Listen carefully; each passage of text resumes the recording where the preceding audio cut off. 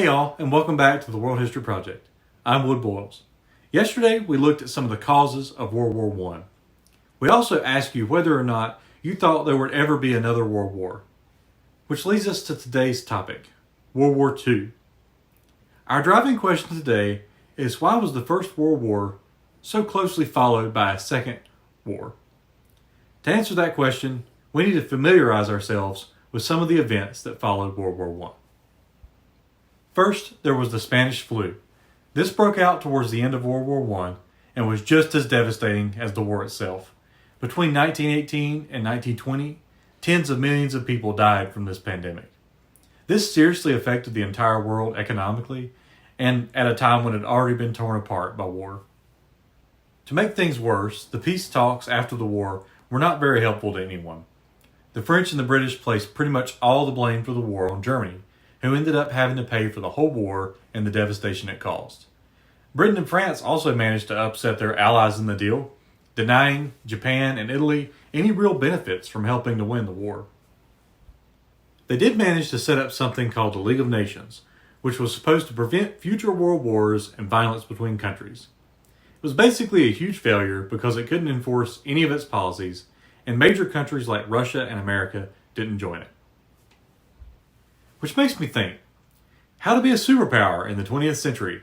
Don't join the League of Nations. It's as simple as that. But the biggest factor came in 1929 with the collapse of the world's economy. We know this as the Great Depression. So to recap, Europe was in pieces because of a massive war and a flu pandemic. Most countries and their leaders were upset because they were either bankrupt or they had lost a ton of land or even lost their empire. Countries like Germany were angry because they got all the blame for the war, and they had just had their entire government overthrown and replaced by a super inefficient and weak republic.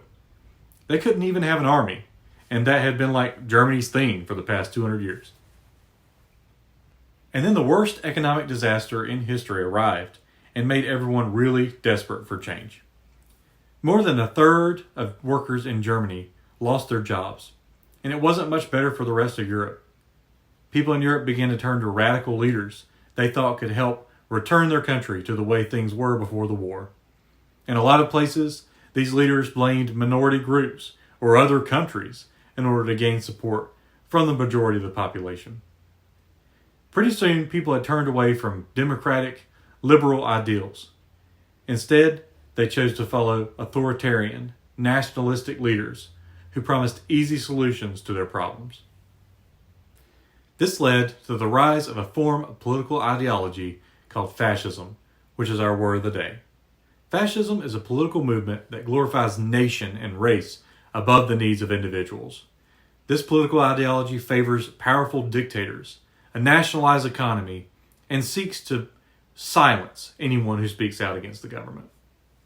The first fascist party came about in Italy because of poor economic and political conditions following World War I.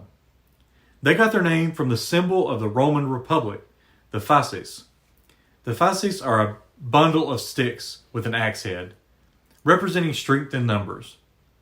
Have you ever tried to break a single pencil? Pretty easy, right?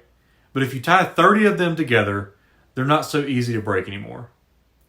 Fascists strongly devalued the rights of individuals and used propaganda extensively to establish a single, nationalized set of belief and values.